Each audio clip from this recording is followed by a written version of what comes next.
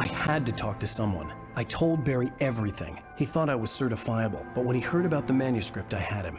The fact that I'd written something, even if I couldn't remember it, was enough for him. He smelled money. And he believed that Alice had been kidnapped. Anything beyond that was another story. I had a midnight appointment with the kidnapper in a place called Lover's Peak, somewhere in Elderwood National Park. The plan was to rent a cabin. I don't like it, Al. I don't like any of it. It's not good. In fact, it's the absolute opposite of good. Mr. Wake! Barry, you found him. Hi, Rose. Oh, wow. I was just thinking about you, too. Great. I was just bringing Rusty some coffee. He's on the balcony, looking after Max. Poor thing. I really need to go. Great to see you again, Mr. Wake. Later! Who's Max? What an airhead. Jeez, Mr. Takes a swing at everybody. This is not her fault. She's a very nice girl and, more importantly, a fan. She even has a fan site dedicated to you. And she was very helpful when I was looking for you. Seriously, Al, what you were saying in the car, just listen to yourself.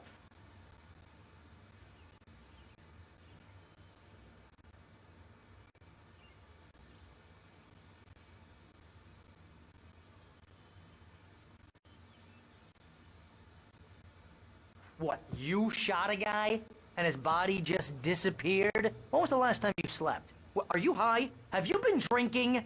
No! Look, Barry, I'm missing a week, and someone's got Alice, and everything's just— Do you understand what it sounds like when you say stuff like that? Don't get me wrong, it's a good story, could be a bestseller. But when you start confusing fiction with reality, you're buying yourself a ticket to the funny farm. Wait here.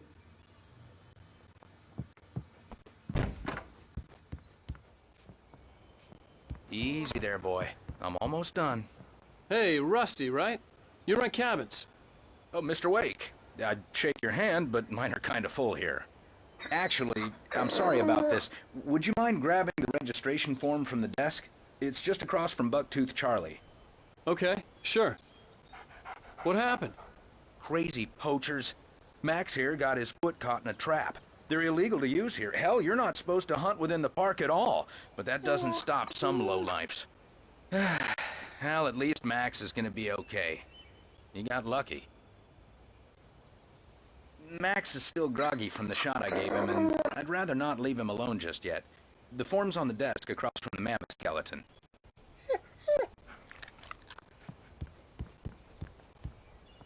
Okay, boy. We're almost done here.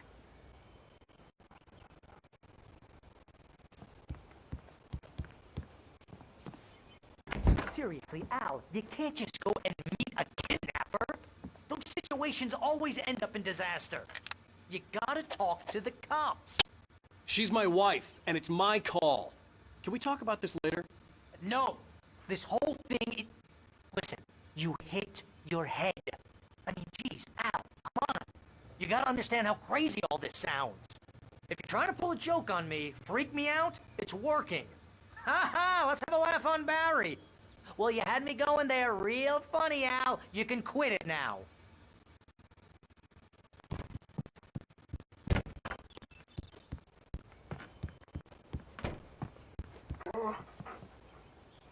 I think this is the form you wanted. And here are the keys. Okay, you're all set, Mr. Wake. Glad to have you staying here. Thanks. Can you tell me how to get to Lover's Peak? Oh, sure. It's at the end of the nature trail. Just follow the paths, you'll get to it eventually. It's an easy walk. Nice spot, too. If you have any trouble finding it, just keep your eyes on the radio mast. It's right below that. Oh, and hey, if you take a walk in the woods, watch your steps so you don't end up like Max. I guess I'm a little worried. We got a bunch of campers out there we haven't heard from. It's not like these people are on a schedule, but with the traps, well, you know. I just don't want any trouble. Right. Thanks.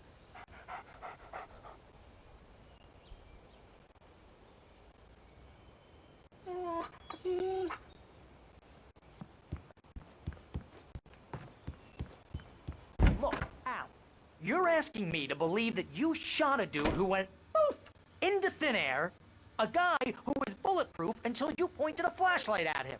You hear that from people who end up spending time in padded rooms, strapped to their beds, wearing white shirts with too long tangled up sleeves, and eating a healthy diet of pills. Al, you make cruel jokes about people who believe that kind of stuff. You're the skeptic. You gave me an hour-long lecture on homeopathy last month. What was it? If there's no proof, it's pure bullshit. Period. Guess the laugh's on me then. Al, come on! I mean, okay. Okay, maybe something weird happened to you, okay? Well, thanks for the heartfelt vote of confidence. All I'm saying is you gotta throw me a bone here, bestseller. What would you think if it was me? There's no way you should be going out at midnight with a gun. No one asked you to come here, Barry. Either work with me on this or go straight back to New York. Your choice.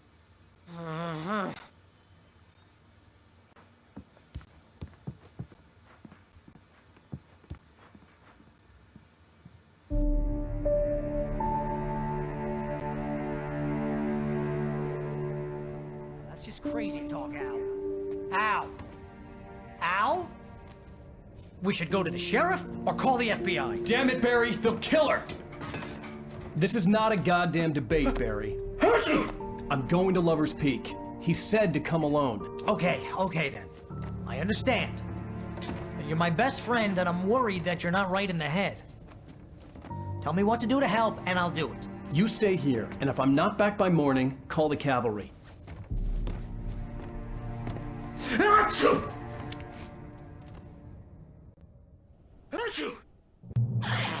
Just be careful with the natives, Al. These yokels are dangerous. Everybody hates a tourist, or it'll be Deliverance all over again. Bless you.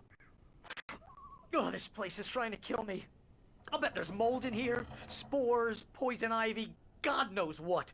This is so not worth a 15% commission. You want to know where you can shove that flashlight? Lock the door when I leave. Yeah, you go ahead and do what you have to do. I'll be fine. Alone, but fine. In a cabin straight from a horror movie. Watch where you point that thing, Al.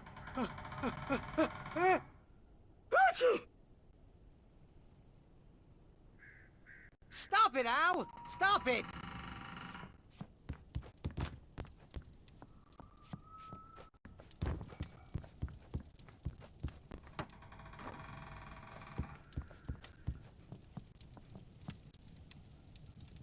Real funny, Al. Real funny. Ha ha! Thank you!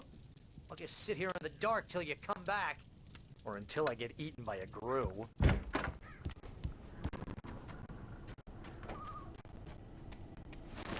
I'll wait here, Al. I'll hold down the fort. I'll be with you in spirit every step of the way, Al. Locking the door now.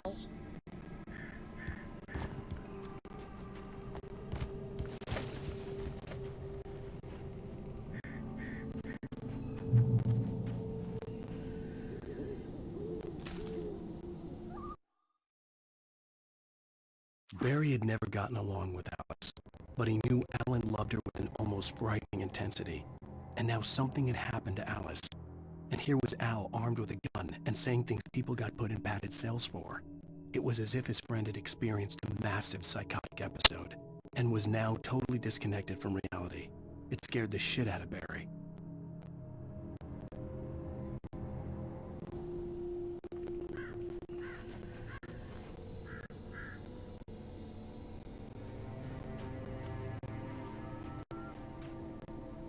Barry had the keys to the car he rented. It wasn't a long walk to the visitor center, and it wouldn't be any use to me in the forest. I knew I should have gone to the cops.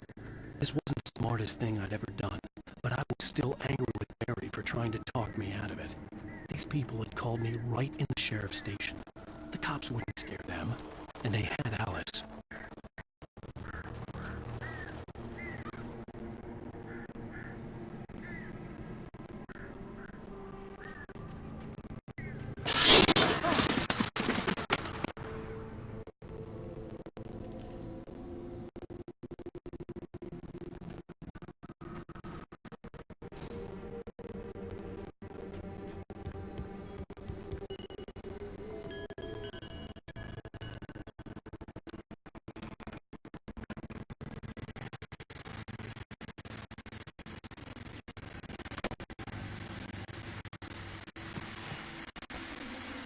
Welcome back to the show, folks. As promised, our very own Dr. Nelson has just parked his rear end in the studio. Doc, what's your Deer Fest plan like? My plan? You make it sound a lot more organized than I ever seem to manage.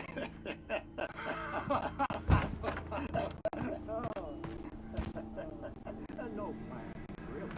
Just taking the action. I'm getting a little too wicked to do much more than that, you know. Oh, tell me about it. No sack race for us older gentlemen, huh? Yes, exactly, Bat. But I'm gonna check out the parade, of course. And I'll be one of the pie contest judges, too. Well, that takes a different kind of constitution. Oh, yeah, it's my kind of exercise. Now, Doc, seriously, you're in pretty good shape, though. You're the outdoors type. I know for a fact you're an avid fisherman. That's right. Matter of fact, just caught a heck of a largemouth bass early this morning.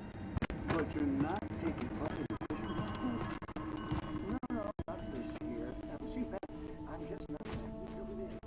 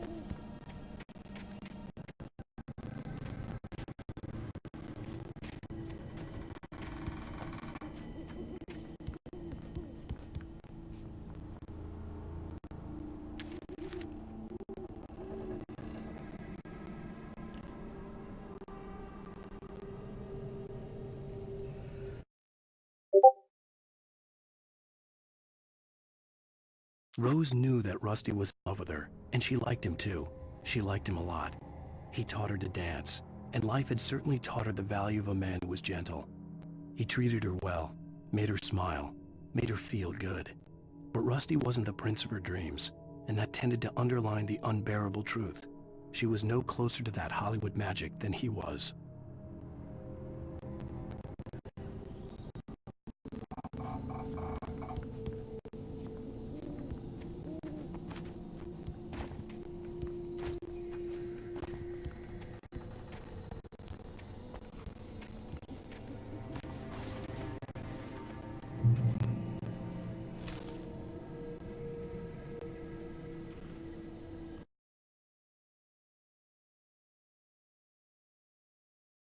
The air in the visitor center was heavy with an awful smell, as if some rotten drowned thing had crawled up from its grave.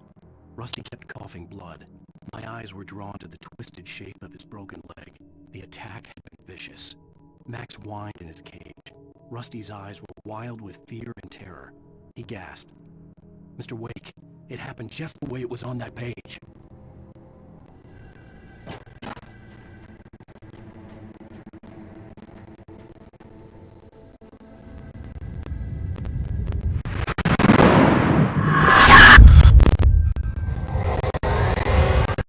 The vision left me weak. This was no head injury.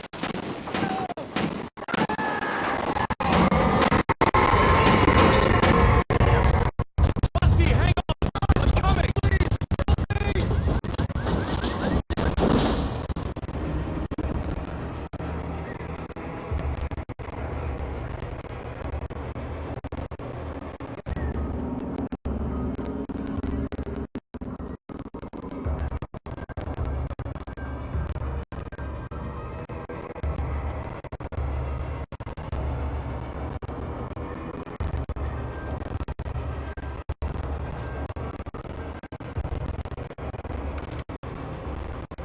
Hello?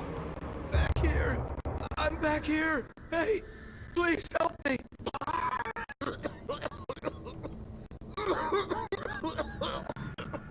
I'm here! I'm hurt! I can't move!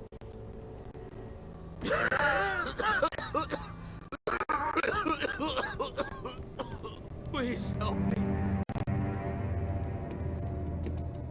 Mr. Wake? Oh, hell. It happened just the way it was on that page. I found. Came true. It knew. So dark. It'll come back for me. You must. The lights. In the office. I have the key. Okay, Rusty. Hang on. I'll be right back. Whatever did this couldn't be far. Rusty had found a page from the manuscript. It would help me understand what had happened.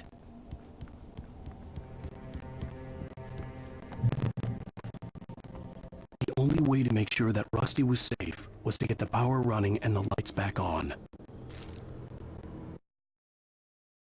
The visitor center was sturdy, but the impact turned the front of the building into splinters. Rusty was thrown across the lobby like a rag doll and hit the far wall hard. It didn't hurt until he tried to move and saw his leg bend the wrong way. Felt the broken rib stabbing him on the inside. Rusty howled in pain and fear, suddenly afraid to die alone.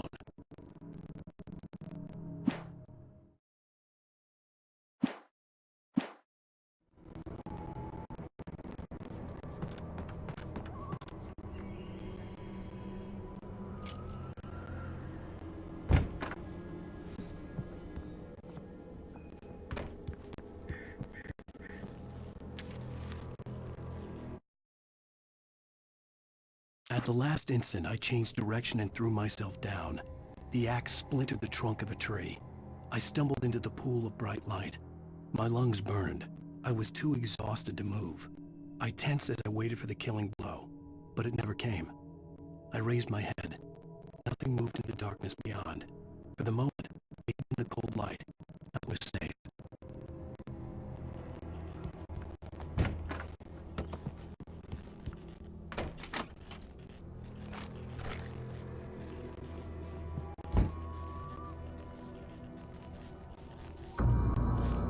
I was too late. Someone had destroyed the circuit breaker. There was no way to get the lights back on. The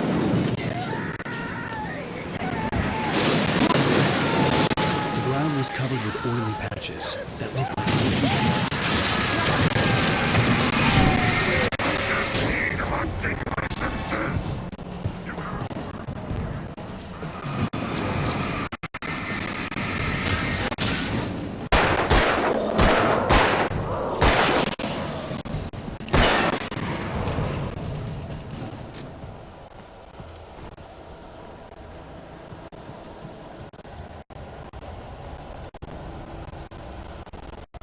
something had torn a mammoth-sized hole in the wall. don't feed the animals. Fishing Is only permitted for adult visitors. who purchase a park Fishing. license and obey The park ranger's instructions. at all times. Never. Two bears and wolves never approach any other wildlife closer than 25 yards. pets must be leashed. At all times. Never leave. And unattended.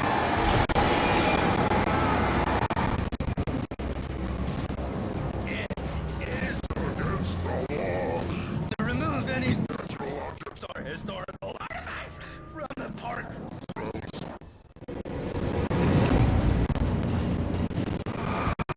This includes even or templeberries.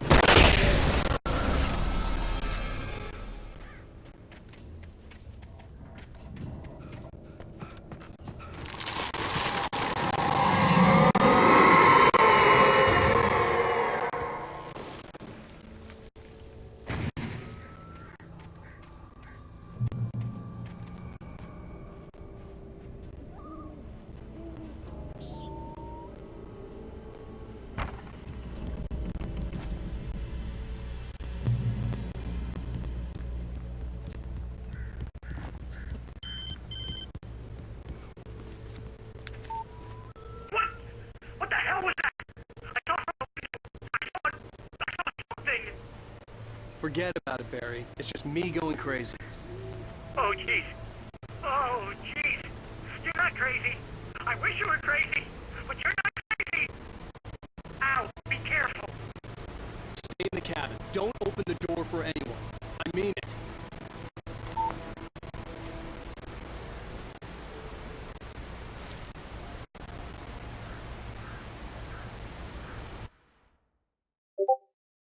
In that last instant of consciousness, Rusty thought about Rose. So as older she was, Rose was barely out of her teens, but she made him feel young and forget what a train wreck his long-dead marriage had been. He still wore the ring. He'd been waiting for her to tell him to take it off. Now she never would.